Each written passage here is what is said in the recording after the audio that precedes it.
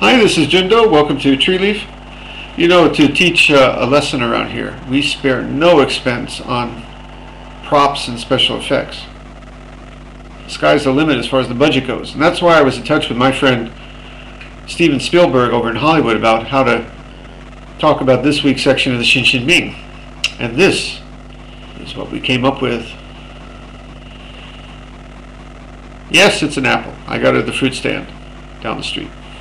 But it's going to serve to make our point, because this apple represents the wholeness, the roundness, the sweetness, the life, the vibrancy that is this reality, this universe, and everything beyond. All right here. Perhaps it's the apple from the tree of life. I don't know. But this is whole thing, just like this reality, round, alive, containing all. And what happens is you and me and everything is in there too. But then the mind comes along, represented by this knife. And what does the mind do? I have to be careful here. It cuts the wholeness into pieces.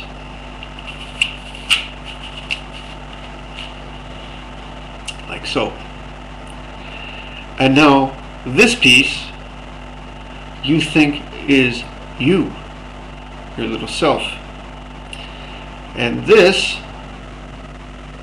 everything else. That's not yourself. And what happens in life is that yourself and the not yourself spend from your birth the next, I don't know, 40, 50, 60, 70 years. Kinda, see, nothing ever goes according to plans the way we want it. Kinda always bouncing into each other, having friction, just doesn't fit right. That is why this week's section says that when the mind creates a subject, it does so because it sees objects. And when the mind creates objects, it does so because it's creating a subject. To have object, you need subject. To have subject, you need object. Just like all that the mind does. To have good, you have to have the mind judging bad. To have up, you have to have the mind judging down. But in this wholeness, this roundness, there is not even up or down. Just like, you say in Australia is down under. But that's only from our perspective. From their perspective, they're on the earth and we're on the earth and everything is on the earth. This big whole roundness. Well, the same here. And what do we do in Zazen? We drop the divisions and put the wholeness back together again, like so. Let me repeat. Mind divides self from everything else.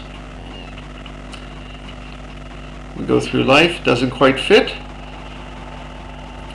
If you think I rehearsed this, you'd be quite wrong, as you can probably tell. And in Zazen, all returns to wholeness and oneness. Now, this is the unity of emptiness, the basic reality. And what's interesting is in this emptiness, the two are indistinguishable. But also, each contains in itself the whole world. And how to get a sense of this. All the wholeness, all the sweetness, all the richness, all the life is in all of the apple. It's in this part and in you too. This is as much apple as this is. It's all the apple. And as a matter of fact, without you, something's missing there. It all comes together. All apple. You're in there, I'm in there, in the big applesauce. We're all in there together.